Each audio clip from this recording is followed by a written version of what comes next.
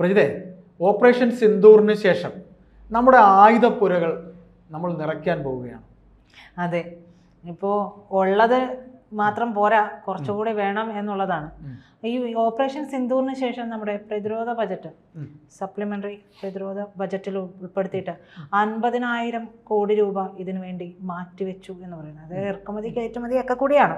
അപ്പോൾ അതിൻ്റെ ഭാഗമായി തന്നെ നോക്കുമ്പോൾ ഏതാണ്ട് 40,000 കോടി രൂപയുടെ ആയുധങ്ങളാണ് ഇന്ത്യ വാങ്ങാൻ ഒരുങ്ങുന്നത്. അപ്പോൾ സായുധ സേനകൾക്കുള്ള അടിയന്തര ആയുധ സംഭരണ അധികാരം വഴി കൂടിയാണ് ഇത് വാങ്ങുന്നത്. പ്രതിരോധ മന്ത്രിയാണ് ഇത് പറഞ്ഞിരിക്കുന്നത്. അതെ, കഴിഞ്ഞ ദിവസം അദ്ദേഹം പറഞ്ഞിരുന്നു. അതായത് കാശ്മീരിലെത്തി സൈനികരെ കണ്ടതിന് ശേഷം അദ്ദേഹം പറഞ്ഞു, ഓപ്പറേഷൻ സിന്ദൂർ അങ്ങനെ തീർന്നിട്ടൊന്നുമില്ല, നിങ്ങൾ അലർട്ടായിട്ട് ഇരുന്നോളൂ, നിങ്ങൾക്ക് വേണ്ടുന്ന എല്ലാ കാര്യങ്ങളും നമ്മൾ വാങ്ങുന്നുണ്ട് എന്നുള്ളതായിരിക്കും അദ്ദേഹം ഊഹിച്ചത്. അതായത് സൈനികർക്ക് ഒരു വീര്യം പകരുക എന്നുള്ളതാണ്. അതെ, സ്നേഹത്തോട്. അത് മോദിയും അങ്ങനെ തന്നെയായിരുന്നല്ലോ. അത് കണ്ടുപിടിക്കേണ്ടതാണ് എല്ലാവരും.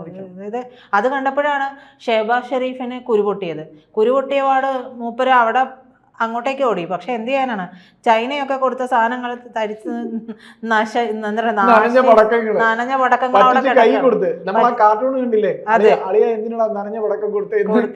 അത് കടം വാങ്ങുകയാണല്ലോ. നമ്മൾ കടമല്ല കേട്ടോ, രൊക്കം കാശാണ്, കൃത്യമാണ് എന്നാണ് നമ്മൾ മനസ്സിലാക്കുന്നത്. അതെ, അപ്പോ എന്തായാലും 40,000 കോടി രൂപയുടെ ആയുധങ്ങളാണ് നമ്മൾ വാങ്ങാൻ ഉദ്ദേശിക്കുന്നത്. അപ്പോൾ വെടിക്കോപ്പുകളും ഡ്രോണുകളും ഒക്കെ വാങ്ങുന്നുണ്ട്. വേണമെങ്കിൽ, ആവശ്യമുണ്ടെങ്കിൽ ഇനിയും കൂടുതൽ തുക അനുവദിക്കാനും സാധ്യതകൾ ഏറെയാണ്. അപ്പോൾ ഈ പാകിസ്ഥാനുമായിട്ടൊക്കെ ഉള്ള വെടിനിർത്തൽ കരാർ ഉണ്ടെങ്കിലും ഇത് എത്ര കാലത്തേക്കെന്ന് ഒന്നും പറയാൻ പറ്റില്ല. കാരണം പാകിസ്ഥാൻ എന്ന് പറയുന്നത് അപ്പോൾ എപ്പോഴും ചൊറിയൻ ചേമ്പിൻ്റെ വെള്ളം കുടിക്കുന്നവരാണെന്നാണ് തോന്നുന്നത്. കാരണം എപ്പോൾ വേണമെങ്കിലും ഇവർ പൊട്ടിക്കാം, വിശ്വസിക്കാൻ കൊള്ളൂലേ? ഇല്ലല്ലോ, മതഭ്രാന്താണ്, അന്ധമായ ഇന്ത്യ വിരോധം കൂടിയുണ്ട്. അപ്പോ അവരെ ഏത് സമയത്തും ഇത് ലംഘിക്കാം. ഇവർ ലംഘിക്കുന്ന മുറയ്ക്ക് നമുക്ക് തിരിച്ചടിക്കേണ്ടതുണ്ട്. അത് ഇന്ത്യ മുന്നറിയിപ്പ് നൽകുകയും ചെയ്തിട്ടുണ്ട്.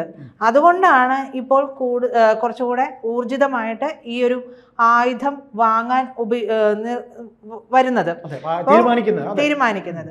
അപ്പോൾ കാമിക്കാസെ ഡ്രോണുകൾ, നിരീക്ഷണ ഡ്രോണുകൾ, പീരങ്കി ഷെല്ലുകൾ, വ്യോമ പ്രതിരോധ സംവിധാനങ്ങൾ, ദീർഘദൂര സ്മാർട്ട് വെപ്പണുകൾ, വിവിധ തരത്തിലുള്ള റോക്കറ്റുകൾ, മിസൈലുകൾ ഒക്കെയും വാങ്ങുന്നുണ്ട്. ഈ വാങ്ങിയ എല്ലാ കാര്യങ്ങളും തന്നെ നമ്മൾ ഉപയോഗിച്ച് അതിൻ്റെ ശേഷി, കരുത്ത് നമ്മൾ തെളിയിച്ചിട്ടുള്ളതുമാണ്.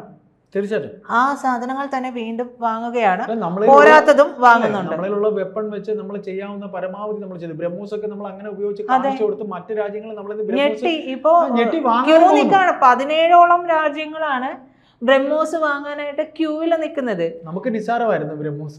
അതെ, അപ്പോ സൈനിക ബലാബലം നോക്കുമ്പോൾ, പാകിസ്ഥാനുമായി നോക്കുമ്പോൾ നിസ്സാരമൊന്നുമല്ല, നമ്മുടെ വെപ്പൺ നമുക്ക് വലുതാണ്. അല്ല, അത് നമുക്ക് നമ്മുടെ പ്രൗഡാണ്. ബ്രഹ്മോസ് നമ്മുടെ ഇതാണ് എന്ന് പറയുന്നത്. നമ്മൾ മറ്റൊന്നുകൂടെ ഇന്നലെ പറഞ്ഞിരുന്നല്ലോ, മറ്റൊരു പേര് കൂടെ പറഞ്ഞിരുന്നല്ലോ, ആകാശത്ത് വെച്ച് തന്നെ ഇടിച്ചിടുന്ന ഒരു S-400.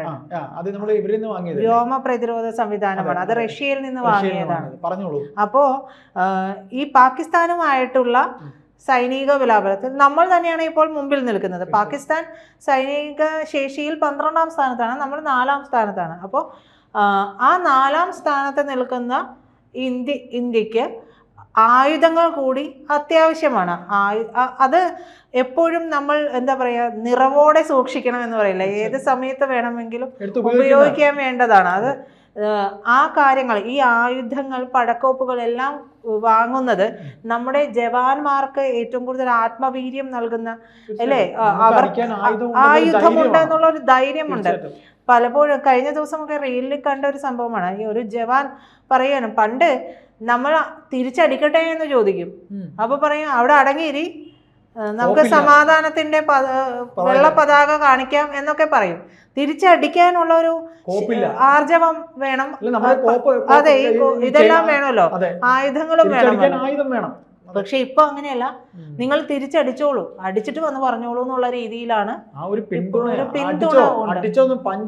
പഞ്ച് ചെയ്ത് പറയുന്നുണ്ട്. അപ്പോ ഈ പറയുന്നത് പോലെ ദീർഘദൂര ലോയിറ്ററിംഗ് മ്യൂണിഷനുകളുടെ മികവൊക്കെ ഈ പാകിസ്ഥാനുമായിട്ടുള്ള സംഘർഷത്തോടെ നമുക്ക് മനസ്സിലായിട്ടുണ്ട്.